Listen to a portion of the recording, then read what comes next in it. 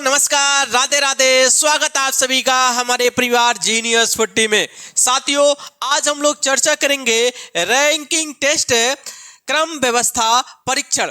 तो यहाँ पे हम देखते हैं, यदि एक पंक्ति है, यदि एक क्या है पंक्ति है, और इस पंक्ति में इस सिरे को हम क्या बोलते हैं,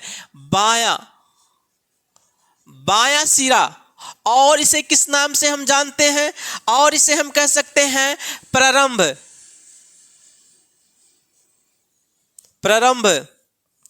और आपका क्या हो सकता है, पहले।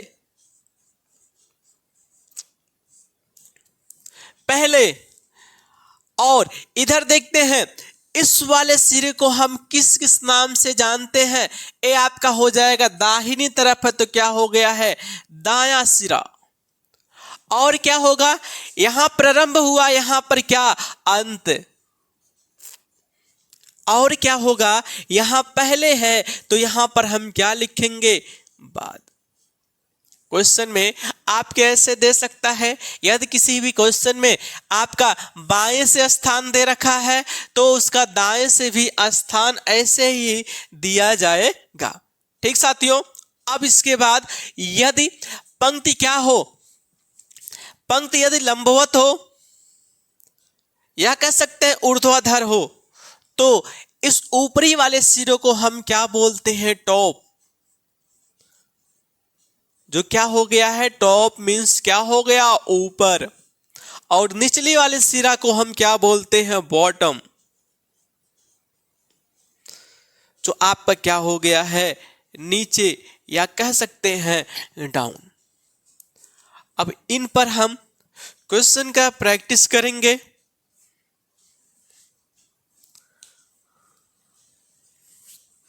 साथियों, पहला टाइप क्वेश्चन देखते हैं। इसमें यदि एक ही व्यक्ति का दोनों तरफ से स्थान पता हो तो उस पंक्ति में कुल व्यक्तियों की संख्या क्या होगा। तो इसका एक फार्मूला होता है, यदि एक ही व्यक्ति का दोनों तरफ से स्थान पता है तो उस पंक्ति में कुल व्यक्तियों की संख्या जो हो जाता है, तो कुल व्यक्ति कितने हो जाएंगे, आपका बाएं से उस व्यक्ति का स्थान प्लस क्या हो जाता है, दाएं से उसी व्यक्ति का स्थान, और माइनस क्या हो जाता है, 1 हो जाता है। यही आपका फार्मूला बनेगा। हम या तो कह सकते हैं टोटल व्यक्तियों की संख्या बराबर एक व्यक्ति का बाएं से स्थान और उसी व्यक्ति का दाएं से स्थान माइनस क्या हो जाता है, 1। ये फार्मूला कैसे प्राप्त हुआ है, इसे हम एग्जाम्पल से समझते हैं। अब एक एग्जाम्पल लेते हैं। यदि एक पंक्ति है, यदि क्या है, एक पंक्ति है। अब इस पंक्ति में राम का बाएं से स्थान, ये कौन सा सिरा हो गया, ये बायां सिरा हो गया है। और ये कौन सा सिरा हो गया इसका, ये दायां सिरा हो गया, राइट। और इधर क्या था, लेफ्ट था। अब जो राम है, राम का बाएं से 5वां स्थान है, तो राम का बाएं से 5वां स्थान, पहला स्थान हो गया, दूसरा, तीसरा, चौथा, और क्या हो गया, 5वां स्थान किसका, राम का। राम का बाएं से कौन सा स्थान हो गया है, ए 5वां स्थान हो गया। क्या हो गया, 5वां स्थान। और राम का दाएं से 7वां स्थान है, तो राम का दाएं से 7वां स्थान कैसे होगा, ये दाहिनी तरफ से देखते हैं, पहला स्थान, दूसरा स्थान, तीसरा स्थान, चौथा स्थान, 5वां स्थान, 6वां स्थान, और ये जो 7वां स्थान है इस पर कौन है, राम है। तो राम का दाएं से कौन सा स्थान हो गया है, 7वां स्थान हो गया है, 7वां स्थान हो गया है। अब इस पंक्ति में कुल कितने व्यक्ति बैठे हुए हैं, तो इसको देखने के लिए अगर हम क्या कर लें, इधर राम का बाएं से 5वां स्थान है, दाएं से 7वां स्थान है, अगर 5 और 7 को जोड़ेंगे तो फिर कितना प्राप्त होगा, आपका 12 प्राप्त होगा। हम कह सकते हैं पंक्ति में कितने व्यक्ति आ गए हैं, 12। अगर 5 और 7 को जोड़ेंगे तो 12 आएगा, लेकिन हम पंक्ति में इसको गिन कर देखते हैं, क्या इस पंक्ति में 12 व्यक्ति बैठे हुए हैं? तो अगर हम इसको गिनना शुरू करते हैं तो 1 2 3 4 5 6 7 8 9 10 11। लेकिन क्या है, जब इसको हम गिन रहे हैं व्यक्तियों को ना, तो 11 व्यक्ति प्राप्त हो रहे हैं, जो कि हम 5 और 7 को जोड़ने पर कितना हो रहा है? 12 हो रहा है। तो हमें क्या करना होता है? बाएं से स्थान और दाएं से स्थान को जोड़कर क्या कर लेते हैं? 1 कम कर लेते हैं, जो कितना प्राप्त होगा? 11 प्राप्त होगा। अब क्यों 1 घटाते हैं?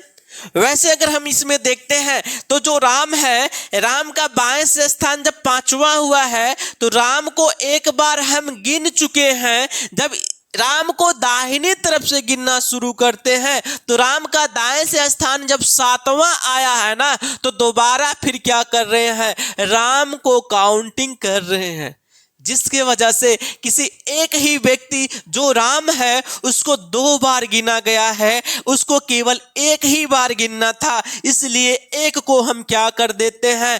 कम कर देते हैं। ठीक साथियों, आपको तो समझ में आया ही होगा। अब क्वेश्चन पर प्रैक्टिस करते हैं। देखते हैं, सुमित लगातार बाएं से 18वें और दाएं से 19वें स्थान पर है। एक पंक्ति में छात्रों की कुल संख्या है। तो हम सबसे पहले देखते हैं कि पंक्ति में कुल छात्रों की संख्या क्या होगा। सुमित का बाएं से स्थान 18वां है और दाएं से स्थान 19वां है, तो इससे पता चलता है कि टोटल विद्यार्थियों की संख्या बराबर क्या होगा? सुमित का बाएं से स्थान प्लस दाएं से स्थान और माइनस क्या हो जाएगा? 1 होगा। तो सुमित बाएं से 18वें स्थान पर है और दाएं से 19वें स्थान पर है, माइनस क्या हो जाएगा? 1। तो हम क्या करेंगे? 19 में से 1 घटाएंगे 18, 18 को 18 में जोड़ेंगे, कितना हो जाएगा? 36 हो जाएगा, जो इसका ए ऑप्शन क्या होगा? सही होगा। दूसरा क्वेश्चन है, 30 विद्यार्थियों की एक पंक्ति में प्रियंका बाएं से 23वें स्थान पर है, तो ज्ञात कीजिए दाएं छोर से प्रियंका का स्थान क्या है। तो आपका फार्मूला यही लगेगा कि कुल विद्यार्थियों की संख्या बराबर क्या हो जाता है? बाएं से स्थान दाएं से स्थान माइनस क्या हो गया? 1 हो गया। अब क्वेश्चन में क्या है? टोटल कितने विद्यार्थी हैं? 30 विद्यार्थी हैं, तो टोटल कितने हो गए? 30 बराबर प्रियंका का बाएं से स्थान 23वां है, 23 हो गया। तो प्रियंका का दाएं से स्थान पूछा है, तो माइनस कितना हो गया? 1। 23 में से 1 घटेगा 22 होगा, 22 को बराबर के इधर लेकर आएंगे तो 30 में से 22 क्या होगा? कम होगा। जो प्रियंका का दाएं से स्थान क्या होगा? 30 में से जब 22 घटाएंगे तो फिर कितना प्राप्त हो जाएगा? आपका 8 प्राप्त होगा, जो इसका डी ऑप्शन क्या होगा? सही होगा। साथियों, तीसरा क्वेश्चन है, मीनू एक 68 मंजिला इमारत के नीचे से 6वीं मंजिल पर रहती है, ऊपर से उसके तल का स्थान क्या है। तो यहां पर भी देखते हैं तो कुल इमारतों की संख्या बराबर हो जाता है आपका ऊपर से प्लस नीचे से और माइनस क्या हो जाता है? आपका 1 होता है, जो आप इसी फार्मूले में रख सकते हैं। टी बराबर ऊपर से क्या हो जाएगा? टॉप से जो होगा प्लस बॉटम से जो हो जाएगा और माइनस क्या करेंगे? 1 करेंगे। तो अगर टोटल इमारतों की संख्या कितना दिया गया है? 68 दे रखा है और टॉप से बताना है कि ऊपर से उसकी इमारत की संख्या क्या होगा, नीचे से क्या दिया गया है? 6। माइनस कितना हो गया है? 1। तो 6 में से 1 घटेगा 5, 5 को इधर लाएंगे तो 68 में से जब 5 को घटाएंगे तो फिर कितना प्राप्त हो जाएगा? 63। तो जो आपका मीनू है, मीनू का आपका ऊपर से किस मंजिला पर रहती हैं? 63वें मंजिला पर रहती हैं, जो इसका ए ऑप्शन क्या होगा? सही होगा। साथियों, चौथा क्वेश्चन है, राम एक परीक्षा में शीर्ष से 16वें और नीचे से 15वें स्थान पर है, तो कक्षा में कितने छात्र हैं? तो कक्षा में जो कुल छात्र होंगे, टोटल छात्रों की संख्या क्या होगा? राम का ऊपर से स्थान क्या दिया है? 16वां, और नीचे से क्या स्थान दिया गया है? 15वां, माइनस कितना हो गया आपका? 1। 16 में जब हम 15 जोड़ेंगे 31, 31 में से 1 घटाएंगे फिर कितना हो जाएगा? 30 हो जाएगा, जो इसका ए ऑप्शन क्या होगा? सही होगा। साथियों, पांचवा क्वेश्चन है, जो बहुत ही अच्छा क्वेश्चन है। तो देखते हैं क्वेश्चन में क्या कहा गया है। 52 बच्चों की एक कक्षा में बिलाल का स्थान नीचे से 11वां, सलमान बिलाल से 9 स्थान ऊपर है। ऊपर से सलमान का स्थान ज्ञात कीजिए। तो अगर हम इसको चित्र बनाकर समझाएं तो आपका क्या है? टोटल विद्यार्थियों की संख्या कितना दे रखा है? टोटल कितने लोग हैं? टोटल 52 बच्चों की एक कक्षा में बिलाल नीचे से किस स्थान पर है? नीचे से स्थान बिलाल का क्या है? 11वां। एक कौन है? 11वें स्थान पर कौन है? बिलाल है। और क्या कहा गया है?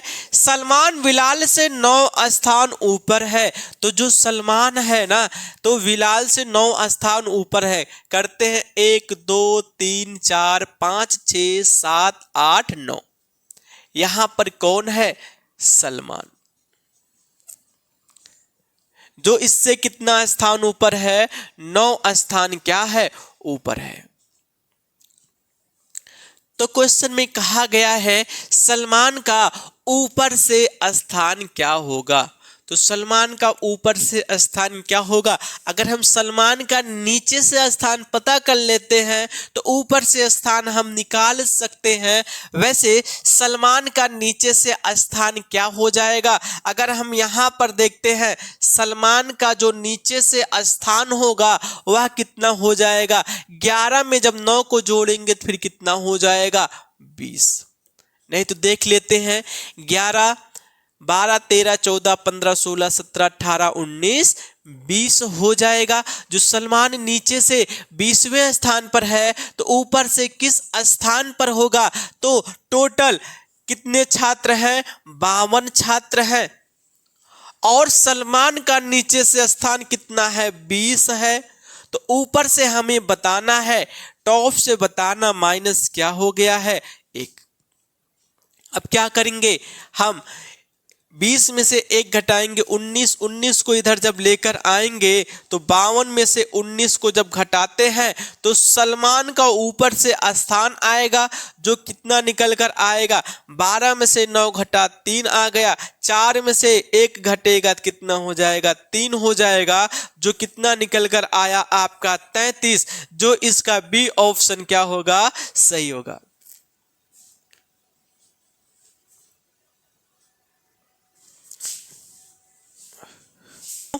साथियों, 6वां क्वेश्चन है, एक कक्षा में 60 छात्र हैं। छात्र बी की रैंक योग्यता क्रम में नीचे की ओर से 41वां है, ऊपर की ओर से छात्र बी का रैंक क्या है? तो इसमें कुछ करना ही नहीं है। आपका टोटल कितने छात्र हैं? टोटल 60 छात्र हैं। तो 60 बराबर क्या हो जाएगा? इसका आपका नीचे से जो रैंक दिया गया है 41 हो गया है। तो ऊपर से रैंक आपको बताना है, टॉप से रैंक बताना, माइनस क्या हो जाएगा? 1।